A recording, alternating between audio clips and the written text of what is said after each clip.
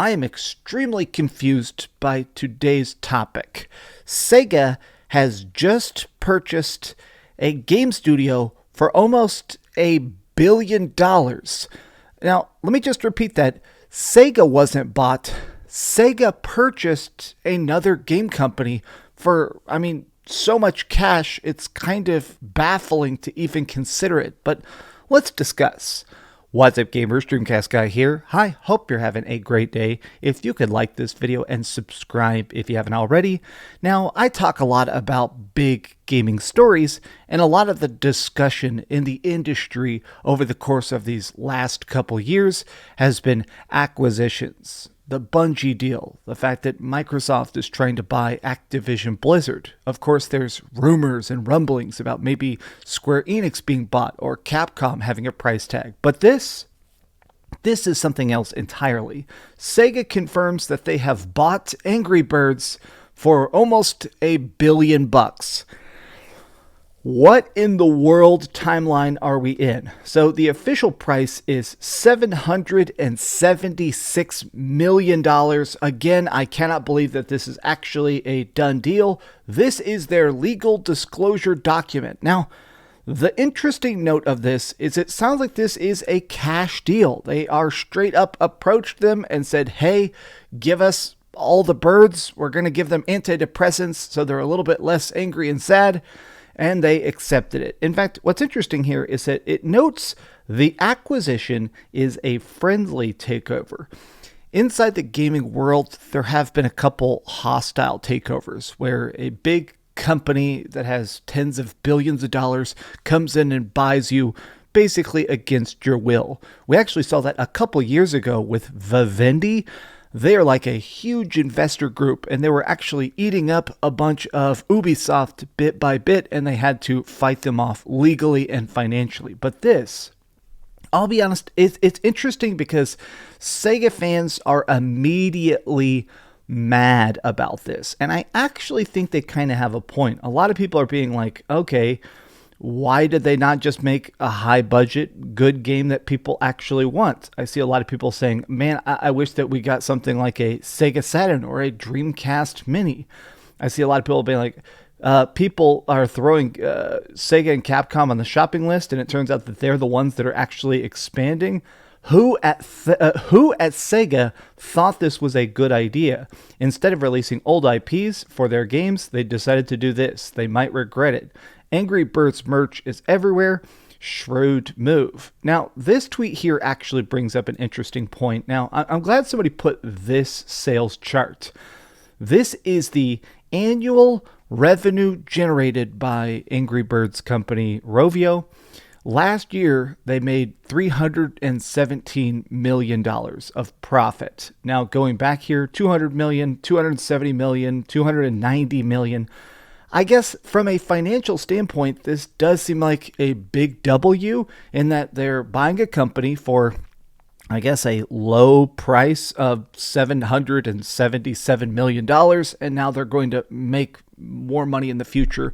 I guess I want to go back to hate tweets, but I'm also kind of just shocked by this because I decided to look up. These are the official Sega value. Sega is only worth $5 billion.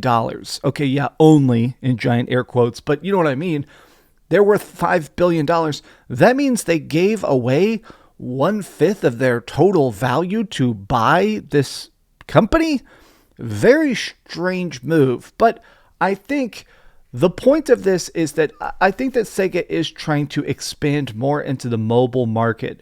Rovio is aiming to expand its platform outside of gaming, and Sega is looking to support this process. So it sounds like it's a two-way exchange. Sega wants to actually put games on phones and probably, make them better than some of the crappy Sonic ports they put onto mobile devices, and Rovio wants to make console games. So I guess this is that exchanging of ideas. But I think I understand people's frustration because honestly, we do know for a fact that certain games recently have not been the highest budget. There have been rumors that they keep the Sonic team. very, very restricted. I like Sonic Forces a lot, but there's been a lot of discussion about content or lowered graphics or less budget in general dedicated to Sonic Forces, even though it was such a mega massive success. A lot of people are being like, why would you do this? Like, this seems like you would just rather put that money towards Sonic the Hedgehog. But I guess that's also part of what this is about. I do think that maybe it's that they're just trying to figure out a way to diversify their income. Sega has been making very successful movies lately. Sega has actually been expanding with free-to-play stuff like their freaking... what is that called? Phantasy Star Online, which is a free MMO with a lot of microtransactions in it.